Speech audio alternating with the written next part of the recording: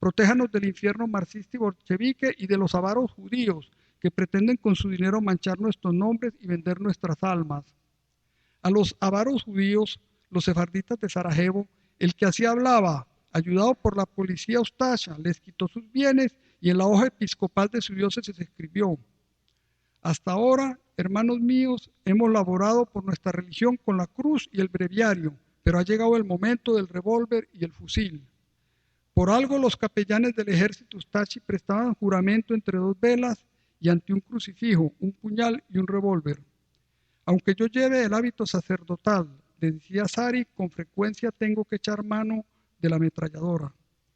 El arzobispo Iván Sari de Sarajevo era gallina, sí, y ensotanada, pero pluma en riste y con testosterona hirviéndole en la sangre. Derrotados los nazis, la gallina macha huyó con Pavelic, el arzobispo Gavic y 500 curas a Austria y luego a España, donde escribió un libro en alabanza de Pío XII. ¿Y este Pío quién es? Eugenio Pacelli, que es como se llamaba de soltera antes de convertirse en esposa del Señor.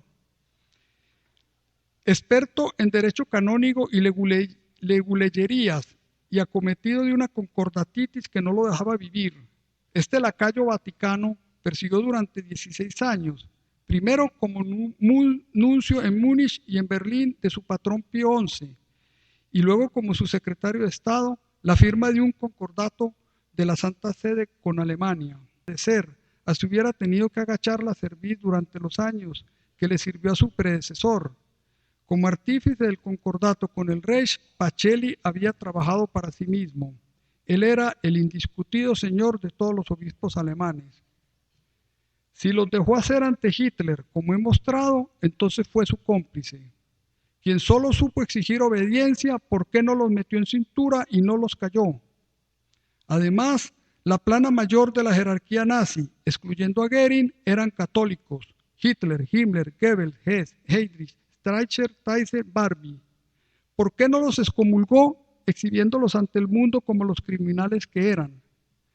Para 1942, Pío XII estaba plenamente enterado de la existencia de los campos de concentración nazis y de que en ellos se estaba llevando a cabo el exterminio sistemático de los judíos de Europa.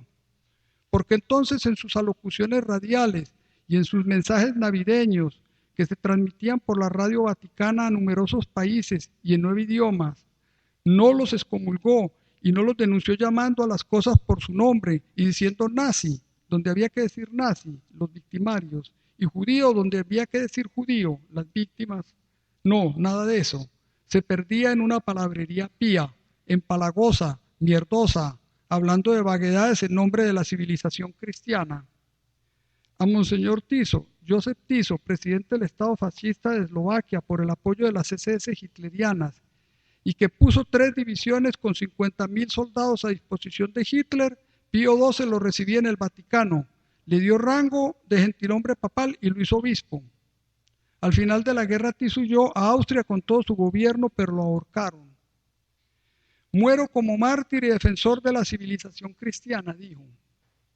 ¿Qué entenderían este gentilhombre papal y Pío XII por civilización cristiana? Las 9 cruzadas que devastaron a Constantinopla, a Jerusalén y a la Tierra Santa, los 500 años de Inquisición, el exterminio de las culturas aborígenes de América, la misoginia, el antisemitismo, la homofobia, la oposición a la libertad de culto, a la ciencia y a la libertad de conciencia, el desprecio por los animales, los papas hijos de papa, sobrinos de papa, nietos de papa, asesinos de papas, la pornocracia, como llamaba el historiador y cardenal Baronio, a los 117 años en que Roma fue gobernada por los papas salidos de las vaginas de 2 putas, Marosia y Todora, y que le dio a la cristiandad a Juan XI, papa a los 20 años, Juan XII, papa a los 16, y Benedicto XI, papa a los 11. ¿Y qué entenderá por civilización cristiana nuestro actual procurador, que piensa que de veras se puede insultar a la religión de ese nombre? Para que trate otra vez de meterme a la cárcel, ya que la primera no pudo, lo voy a demandar para que me pague los daños que me causó y los costos del juicio que él promovió contra mí y perdió. Vaya ahorrando, a ver si le queda para el libro y los aguacates.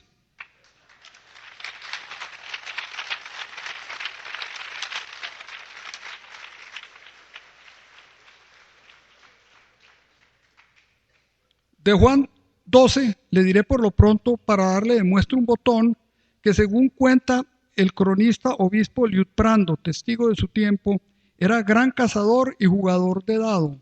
Tenía pacto con el diablo. Ordenó obispo a un niño de 10 años en un establo. Hizo castrar a un cardenal causándole la muerte. Le sacó los ojos a su director espiritual y en una fuga apurada de Roma desvalijó a San Pedro y huyó con lo que pudo cargar de su tesoro. Cohabitó con la viuda de su vasallo Rainier, a la que le regaló cálices de oro y ciudades, y con la concubina de su padre Estefana, y con la hermana de Estefana, y hasta con sus propias hermanas. Violó peregrinas, casadas, viudas, doncellas, y convirtió el palacio laterano en un burdel. Pío IV, impía Iudeorum perfidia, y de Clemente VIII, cum hebrearum malicia, que les ordenaban quemar el Talmud. Las de Eugenio IV dudum ad nostram audienciam, y de Calixto III siras reprimendos, que les prohibían vivir con cristianos y ejercer puestos públicos. Las de San Pío V cum nos super, que les prohibía tener propiedades, y Breorum gens, que los expulsaba de todos los estados pontificios, excepto Roma y Ancona. La de Clemente VIII cum saepe accidere, la de Inocencio XIII injustio nobis, y la de Benedicto XIII alias emanarum, que les prohibían vender mercancías nuevas, etc. Desde el Código de Justiniano, a los judíos de Roma se les consideró una raza inferior de la que había que sospechar y se les excluyó de toda función pública. Pero la bula del Papa Carafa fue la que instituyó formalmente el gueto. A los 5.000 judíos de Roma se les asignó entonces una zona palúdica a la orilla del Tíber, un espacio de unos cuantos centenares de metros que inundaba el río, y allí los hacinaron. Las 7 sinagogas de la ciudad las destruyeron y destruyeron las 18 de Campania. Otros guetos siguieron de inmediato al de Roma, en Venecia, en Bolonia, en Ancona. A fines del siglo XIX, cuando ya habían desaparecido de toda Europa, los guetos persistían solo en Roma y en los estados pontificios. Y fue el Risorgimento italiano el que los terminó. El 20 de septiembre de 1870, cuando Víctor Manuel II tomó a Roma y le quitó al estulto Giovanni Maria Mastai Ferretti, Pío IX el infalible, lo que le quedaba de su poder temporal. La Iglesia Católica torturó, quemó y persiguió hasta que tuvo garras y dientes. Ya no los tiene y por eso hoy no tortura, ni quema, ni mata, pero sigue haciendo el mal sin que les vaya nada en ello, como la peor alimaña. El cristianismo estuvo unificado hasta el cisma del año 1045, en que se dividió en la Iglesia Ortodoxa de Oriente y la Iglesia Católica de Occidente, que se dividió a su vez en 1517, cuando el alzamiento de Lutero contra el papado, en católicos y protestantes. Como ya dije, católico significa universal, y así se llamaba en el siglo II de nuestra era, que es cuando comenzó esta plaga, y no antes, pues no hay cristianismo antes del año 100, una de las varias sectas cristianas que había entonces en el mundo helenizado, cuyo centro era Roma. Con esta visita, Wojtyla se convertía en el primer papa en visitar una sinagoga. Y no digo que el segundo, habiendo sido el primero Pedro, pues este Sancho Panza del reino de los cielos tampoco existió. Pedro Piedra es un invento del rebaño de la raza de los necios, como Cristo, como Pablo, como Juan, como Marcos, como Mateo, como Lucas. Salvo que don Darío Castrillón Hoyos y don Pedro Rubiano, cardenales, digan lo contrario y me lo prueben partidas de nacimiento y de función en mano y autenticadas por notario, habida cuenta de que estamos en un país de leyes. Las infamias por las que pidió perdón Wojtyla pertenecen al pasado, pero no al olvido, por lo menos no al mío. Los nazis atropellaron a Europa por solo 12 años y hoy son universalmente repudiados y están proscritos en Alemania. En cambio, el cristianismo, que ha atropellado a diestra y siniestra por 1700 años, ahí sigue, azuzando la paridera y recibiendo en Alemania los diezmos obligatorios de sus ovejas ex-nazis, cobrados como impuestos, que se reparten a manos llenas las clerigallas católica y protestante. Cuando Karol Wojtyła fue elegido papa en octubre de 1978, la población mundial era de 4.500 millones. Cuando murió en abril de 2005 era de 6.500. 2.000 millones de personas que se le sumaron pues a la tierra en los solos 26 años y unos meses del pontificado de este señor. Nadie como él, el más grande asusador de la paridera que haya parido la tierra, es culpable de este aumento desmesurado de la población que se ha dado entre nuestros ojos y del que hoy padecemos las consecuencias. Las hambrunas, el derretimiento de los polos, la capa de ozono rota, los ríos convertidos en cloacas y el mar en un desaguadero de cloacas, las guerras por el petróleo y las que ya vemos venir por el agua, las calles atestadas, las carreteras atestadas, los aeropuertos atestados. ¿Qué? No oyó hablar nunca esta eminencia del crecimiento exponencial, lo conocen hasta los muchachos de la escuela secundaria. En su próxima duplicación la población de la Tierra no va a pasar como en la anterior de 3.500 millones a 7.000, que es lo que hay hoy, sino de 7.000 a 14.000. Y esta ocurrirá dentro de unas décadas. Los niños de hoy la padecerán si es que antes no volamos el planeta. ¿Y de qué se van a alimentar? ¿De maná del cielo? Wojtyła no fue un criminal de los de horca y cuchillo como los franciscanos de Ante Pavelic. Fue uno más sutil, un santurrón taimado y dañino. Disque defensor de la vida, el que se las daba de guía moral de la humanidad, no tuvo una palabra para denunciar las monstruosas fábricas de carne de nuestro tiempo. Los pollos criados en unas jaulas tan pequeñas que ni se pueden mover, parados día y noche sobre sus propios excrementos, destrozándose el cuerpo a picotazos, sin ver desde que nacen y hasta que se muere la luz del sol, y producido por miles de millones como objetos. Y las vacas y los cerdos, producidos también al por mayor, acuchillados en los mataderos y exhibidos con la más enceguecida impudicia en las carnicerías para que se los coma la grey carnívora del crucificado. Y ese paporro, la guía moral de la humanidad, que se prodigaba en sermones y discursos, hablando hasta por el cieso, defendiendo un óvulo fecundado por un espermatozoide. El óvulo fecundado por el espermatozoide tiene el tamaño de una amiba, no se ve a simple vista y hay que verlo con microscopio y no siente nada porque no tiene sistema nervioso. En cambio los pollos, las vacas y los cerdos sí lo tienen, y tan complejo como el de nosotros, en virtud del cual sufren y sienten como nosotros la sed, el hambre, el frío, el miedo, el terror a la muerte. Así no lo haya dicho Cristo, el engendro ese que llaman Cristo, del que hubo tantos, que no tuvo una palabra de compasión, y no digo que de amor por ningún animal. Los animales de sistema nervioso complejo, como son todos los mamíferos, y muy en especial los que el hombre domesticó, y que hoy acuchilla y se come, son nuestro prójimo. ¿Qué papa del futuro pedirá perdón por las bellaquerías de Wojtyła, por su oposición al control natal, por su insensibilidad ante el dolor de los animales, por su misoginia, por su homofobia? ¿Qué más da? Ya va para 4 años que Karol Wojtyła, alias Juan Pablo II, se pudre en el pudridero de los papas. Hoy ya a nadie le importa esa limaña. O sí, a alguien, a mí que soy un extravagante.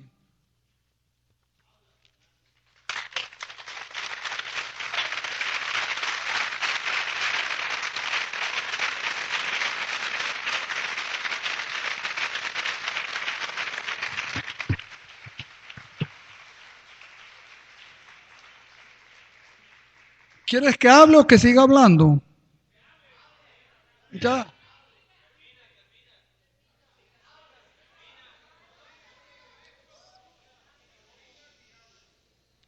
Pues como yo, mi causa en lo que me quede de vida es defender los animales, entendiendo por animales los que tienen un sistema nervioso complejo, como son los que el hombre domesticó.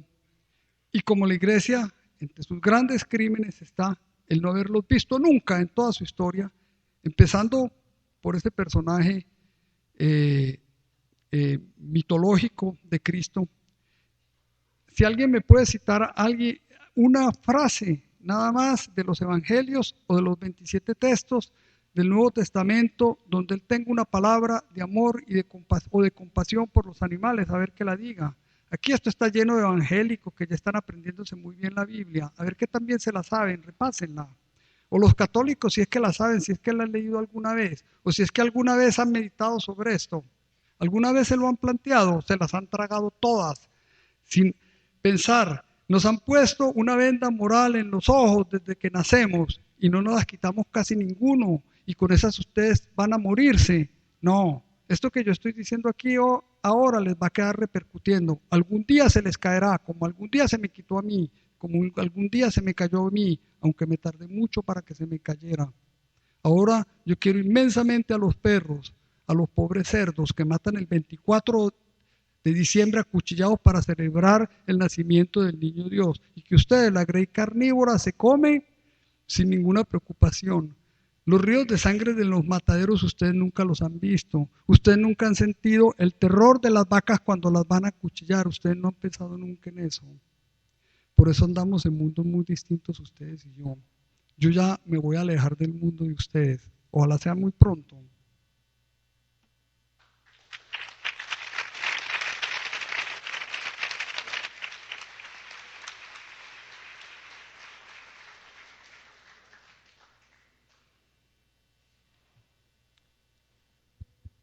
¿Alguien me quiere preguntar algo?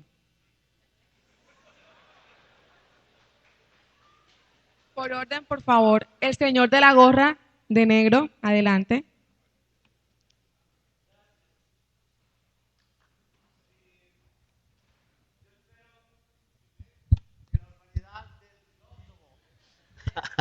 Gracias. Si la urbanidad del filósofo es hablar claro y distinto, y yo sé que eres un buen filósofo, habla. Yo esperaba, y eso me gusta cuando hablas, cuando lees, te escondes detrás del papel. Habla. No, yo no me Porque escondo, hablar mierda es fácil. yo no Pero me la escondo ciencia detrás del papel. Lo que pasa es que como estaba citando textos de los obispos alemanes, yo esa mierda no me la puedo meter en la cabeza para Por decirla eso, de pero memoria. hable sin hablar mierda.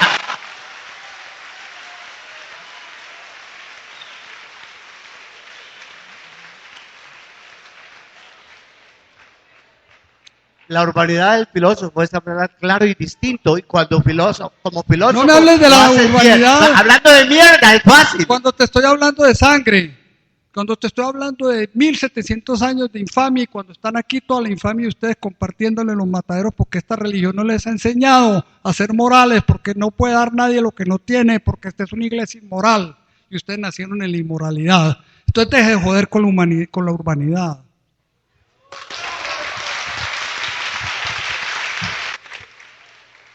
Sigue el señor de la camisa morada, por favor.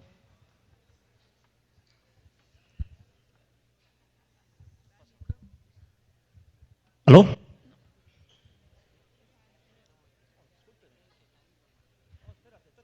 Por favor, una pregunta, Fernando. ¿Qué concepto le merece a usted las religiones orientales, la budista, los otros credos africanos, etcétera? ¿O lo ha investigado o no? Muchas gracias.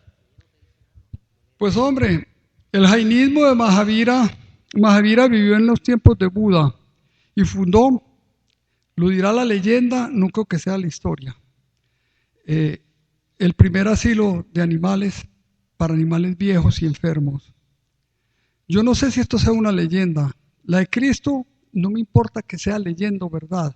Lo que pasa es que sea leyenda o verdad es inmoral, porque Cristo es inmoral. Cristo es un hombre contradictorio, los evangelios están llenos de contradicciones. Dice que viene a eliminar la ley antigua y a traer la nueva, y en otro lugar, en Marcos dice que, en Mateo dice que no viene a cambiar un ápice, una iota de la palabra de la ley. Entonces, que viene a cambiarla o no viene a cambiarla. Y si no viene a cambiarla, ¿para qué viene? Porque no se queda donde está. Uno que tiene varias parábolas en que hay esclavos, no criados, esclavos y amos, y no condena la esclavitud, es esclavista. Queda tener una palabra de compasión por los animales, ya les dije que no la ha tenido. un hombre que dice como un precepto que hay que amar a los enemigos. ¿Cómo puedes fundar una religión partiendo de la base que el ser humano tiene que tener enemigos? Si uno no debe tener enemigos, mi abuela Raquel Pizano, que era bondadosa, nunca tuvo un solo enemigo. Uno no puede fundar una religión que diga hay que tener enemigos, hay que amar a los enemigos. No, no hay que tener enemigos, no hay que hacerse enemigos, hay que quererlos. El señor del palco, por favor. Sí, maestro, yo leo sus obras desde que comenzó y le he mandado cartas a México pidiéndole siempre que escriba más. Pero le voy a comentar una cosa, yo hace poco estuve en Costa de Marfil y en Burkina Faso y en Camboya y en Colombia, y lo que yo veo son unos padres de la Iglesia Católica ayudando a gente que está desesperada, y veo padres ayudando a gente de clase media, adolescentes despistados. Yo sé que eso literariamente no tiene interés, así que no escribamos de eso, pero sí le pido por favor que usted escribe tan rico y se le oye tan rico, siga escribiendo, aunque yo no comparta lo que usted dice. Pero el daño que hacen...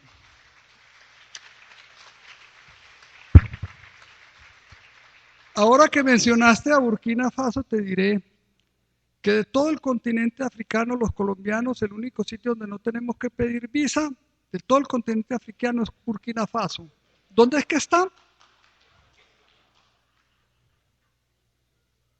De 180 países que en la ONU nosotros tenemos que sacar visa para 170. Y aquí seguimos teniendo hijos e hijos e hijos, porque la iglesia no les dice que no podemos tener más, ni se los dice el gobierno, este gobierno impúdico y los que lo han precedido. ¿Para qué? Para que haya 4 millones de colombianos en el extranjero mandando 5.500 millones de dólares, que fueron los que mandaron el año pasado en remesas, y por los cuales el peso colombiano ya está a 2.300 y no a 1.500 millones por dólar. Y para que este sinvergüenza, que no tiene una palabra para controlar a la población cuando ya no cabemos, no lo mencione jamás y piense que el país está muy estable, pues claro, el país de mantenidos. Cuando este sinvergüenza llegó a la presidencia, se pasó el primer año con la mano tendida organizando mesas internacionales de donantes, como un limosnero, convirtiéndonos en un país de limosneros. Después del año y medio empezaron a fluir las remesas. Entonces pasamos de país de limosneros a país mantenido y entramos al clan de los países, al club de los países mantenidos de América Latina, que ya van siendo casi todos. Vamos a seguir teniendo aquí hijos. Yo no sé cómo está en la costa, en Antioquia, en los pueblos y en Medellín, cantidades de muchachitos de 16 años ya han tenido un hijo con una muchachita de 15 o de 14. ¿Y la iglesia qué dice? Y nuestro Salvado de las FARC, ¿qué dice? ¿Qué? Usted no sabe qué soy yo.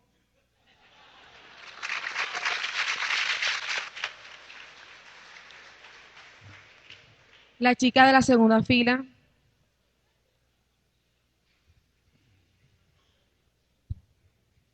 Usted ha afirmado en una entrevista que le hizo la gente de Alfaguara que el protestantismo sería una plaga peor que el catolicismo, la iglesia católica o la puta, como usted la llama.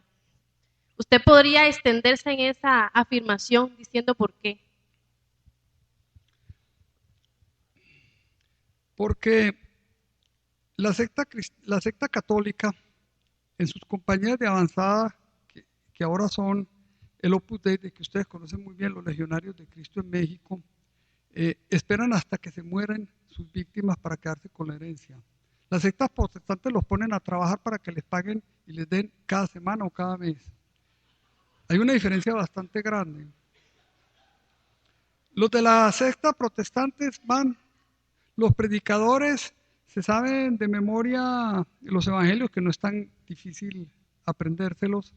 Los católicos no, aquí nunca ha leído eso, nadie ha meditado sobre ellos. Son católicos, pero jamás en su vida han leído los evangelios. A ver, ¿quién me dice en qué idioma están escritos los evangelios? Arameo no es verdad.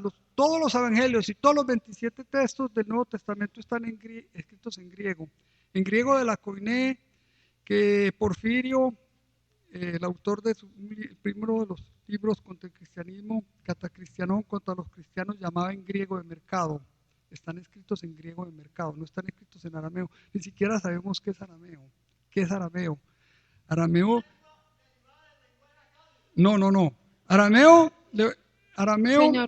Arameo no sabemos si es una versión hablada del hebreo, siendo entonces el hebreo el literario en el que están escritos los textos del Antiguo Testamento o Biblia judía.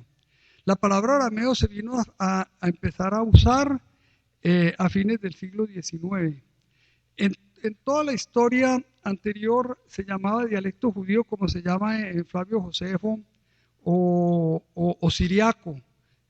No sabemos exactamente qué es arameo. Podemos decir a la diabla, sin saber, por lanzar una frase, que es una lengua semítica. Pues sí, estamos en el mundo semítico de todo el Medio Oriente.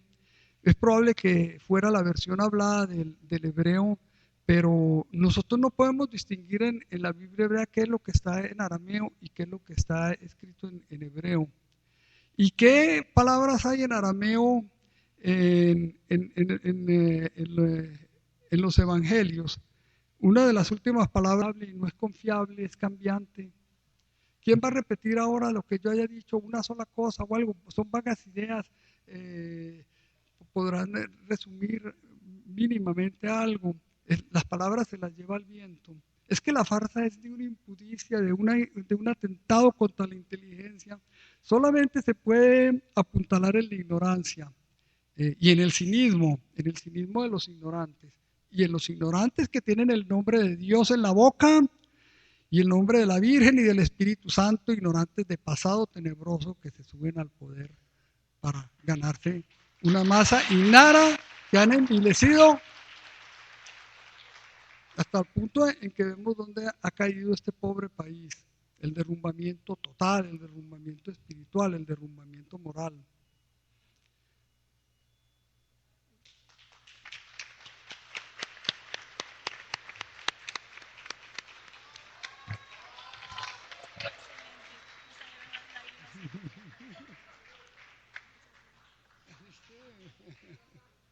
Echémosle agua.